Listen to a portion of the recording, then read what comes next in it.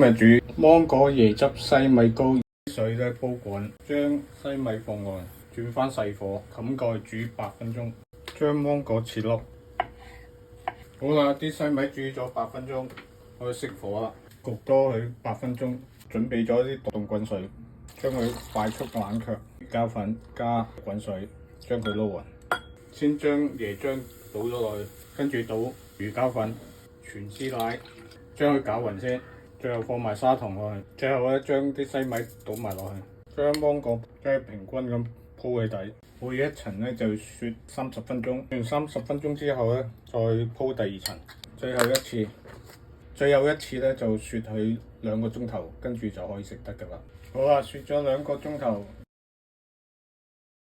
將佢切一切先。芒果椰汁西米糕已經完成咗啦，希望大家鍾意啦。